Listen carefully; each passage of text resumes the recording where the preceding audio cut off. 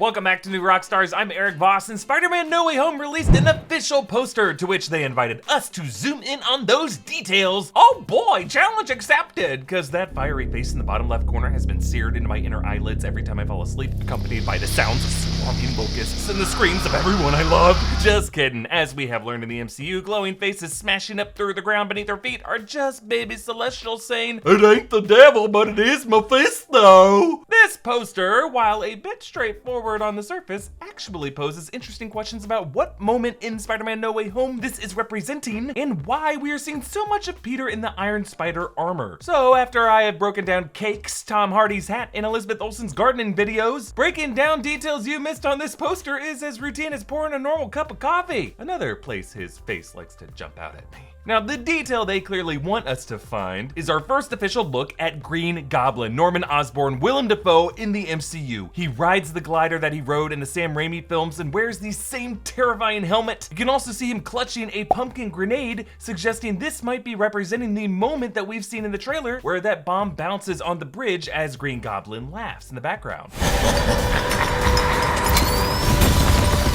Indeed, if you look closely at the surface Spider-Man is crouching upon, the crumbled concrete with the rebar, with Doc Ock's arms clawing up toward Peter, this is likely that bridge battle, where Peter in the Iron Spider armor gets attacked by both Doc Ock and Green Goblin. Now, there was an earlier leak of this poster printed on the side of a bus in Australia, showing similar framing, but instead of a simple sky background, the Manhattan skyline curved into a donut in the mirror dimension, as we see elsewhere in the trailer. But this version includes Green Goblin among other clues. But Green Goblin's so tiny. Look at little Goblin Jr. Gonna cry? No, seriously, Willem Dafoe has committed too hard to this role to be relegated to so little real estate. You know how much I sacrificed? But I think this poster was designed this way intentionally to leave negative space in which they can later add in more elements. Maybe bring Green Goblin closer and closer. Because remember, early promo materials for Avengers Endgame also left some blank spots and shots because they didn't want to give the full context of everyone who would be in this scene of the movie. This poster also shows some yellow lightning bolts like the ones in the trailer that we have attributed to Electro, Jamie Foxx, whose bolts in this movie have been recolored from blue to yellow after The Amazing Spider-Man 2, yellow being more of a yellow and green on-brand color for the character of Electro. And then you can also see some trails of sand, which almost seem to make out the shape of an S, left by Sandman, of course, who will be returning in this movie, last seen in Sam Raimi's Spider-Man 3, played by Thomas Hayden Church. Really, the only villain missing from this poster is Rhys Ifans' Lizard from the 2012 film, who does briefly appear swiping at Peter in the trailer. Now, another difference from that bus poster was Peter's extended Iron Spider arms, which seem to be retracted here or just missing. Brings up the big question of why we keep seeing Peter in this Iron Spider suit in all the promo footage for Spider-Man No Way Home, when really the suit he designed in Far From Home is technically newer. Well, to me, it's obvious that Peter would need heavier duty nanotech armor and extra arms to face Doc Ock. Tom Holland teased in an interview that the combat of this movie is going to be more visceral than in the past. And really the most visceral we've seen this Spider-Man get was in Avengers Endgame when he finally activated instant kill mode and these mechanized arms went to town on the dogpiling Outriders. Activate instant kill!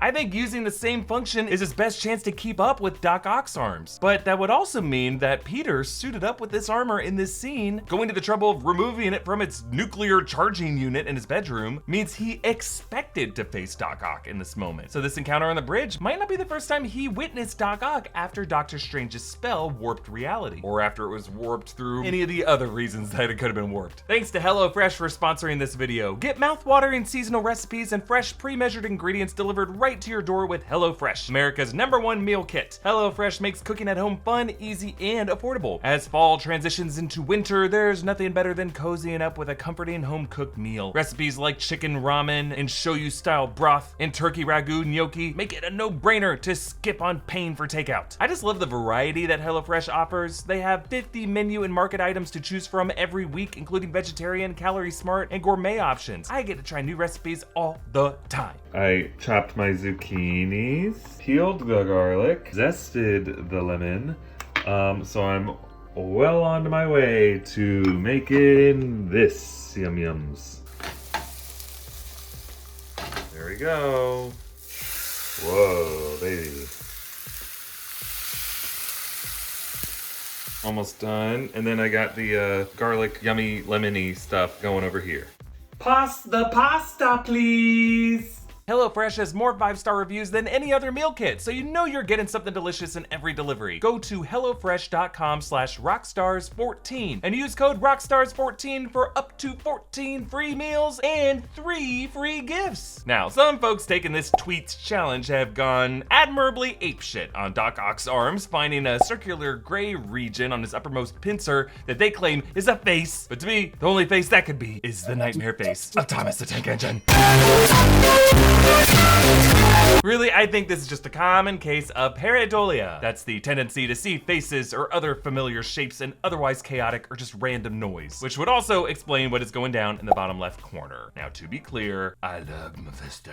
I pledge to him my eternal loyalty in the soul of my firstborn child. Don't tell Kelly I did that, please. But when Mephisto arrives in the MCU, and yes, it is a when, it's not gonna be as a fiery half face in the corner of a poster like Sirius Black. With this movie taking some inspiration at least from One More Day and its follow-up story One Moment in Time, there is at least a chance Mephisto could tie into these events, but I would say if he does appear here, it would more likely take the form of like a little kid or a voice from the shadows or some goofy stunt casting. Ultimately, I find far more interesting the possibility that Doctor Strange could be under the influence of someone like the Scarlet Witch, despite how much apparently the idea of Strange being overpowered by anyone triggers some of you, only because WandaVision made it explicitly clear that Wanda's powers exceed those of the Sorcerer Supreme, and Kevin Feige himself has repeatedly stated that Wanda Maximoff is the MCU's most powerful character at the moment. But if we are looking clues inside Doc Ock's arms, they do appear more condensed here, whereas that Empire magazine photo showed them outstretched with daylight visible between the joints. But in this and other shots of the appendages, there appears to be some kind of red or gold inlay between those joints, which some have interpreted as Doc Ock possibly having nanotech that could have broken off and absorbed Peter's Iron Spider arms into his own. I'm not sure about that. Like, if his arms already have nanotech, why would he need to absorb some of Peter Parker's nanotech? How would that make them stronger? But here's what I really find interesting about Doc Ock's arms in this poster. You can see exactly 3 of Doc Ock's 4 arms visible. 1, 2, and 3. So where's the 4th arm? What is that 4th arm doing? Who or what could the 4th arm be clutching to threaten Peter? Is that 4th arm taking the photo that we are seeing? Really, I do think Peter Parker's Iron Spider armor will be destroyed in this film, along with his other suits becoming unusable, which will force him into a new suit that he will customize to be compatible with Doctor Strange's sorcery. I mean, that just tends to be the life cycle of every bit of tech in the MCU. It gets engineered to deal with whatever the current threat is, and then when they try to bring it into the next movie, that next threat pushes it beyond its limits, which necessitates literal evolution for the character's technology, like a hermit crab finding a new shell, which mirrors their own spiritual evolution in some way. Look, folks, a new trailer for Spider-Man No Way Home is likely days away, or may already be in the world by the time you watch this video. So brace yourselves, we're gonna get new footage to actually break down. Though in the meantime, obviously our imaginations are active enough to enjoy the movie just fine without having any new footage to break down. Hey, to support this channel, check out one of our great merch options at newrockstarsmerch.com. You can follow me on Instagram and Twitter at EA Voss, follow New Rockstars, subscribe to New Rockstars for breakdowns of everything Marvel. Thank you for watching, and